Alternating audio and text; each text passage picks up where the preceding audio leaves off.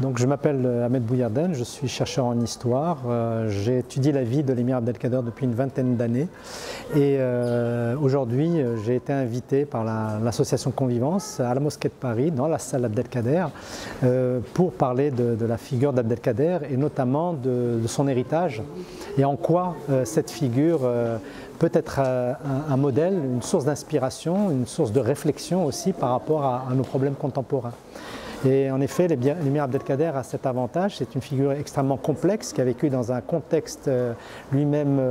complexe et on se rend compte que c'était une figure, une sorte de trait d'union à la fois sur le plan culturel, sur le plan spirituel, sur le plan religieux et qu'il pourrait aujourd'hui être encore une fois une figure d'inspiration par rapport à des problèmes très contemporains, car on le voit aujourd'hui malheureusement par rapport à la situation internationale, on pose souvent la question de savoir où se trouve la solution, et Abdelkader le dit simplement, il se trouve dans l'élévation de la conscience de l'homme, et cette conscience, ça consiste en quoi? C'est de se reconnaître soi dans l'autre, et quel que soit cet autre.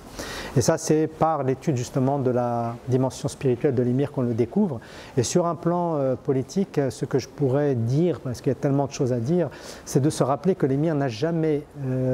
eu une culture du ressentiment. C'est-à-dire que malgré toutes les difficultés, toutes les trahisons, les épreuves qu'il a pu connaître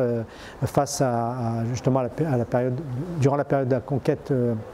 par l'armée d'Afrique, il n'a jamais essayé de condamner, de maudire qui que ce soit, mais toujours à essayer, comme il le disait lui-même, la noblesse, c'est de se souvenir du bien qu'on nous a fait et de tenter d'oublier le mal que nous avons. Et l'émir a été fidèle à ça, et j'allais dire pour ça, il était tout simplement fidèle au modèle du prophète Mohammed, et notamment cette fameuse parole, donc Bashiru la tunafiru, annoncer la bonne nouvelle et taiser la mauvaise, et de consacrer sa vie à rapprocher les êtres et les cœurs, et non pas de tenter de les diviser.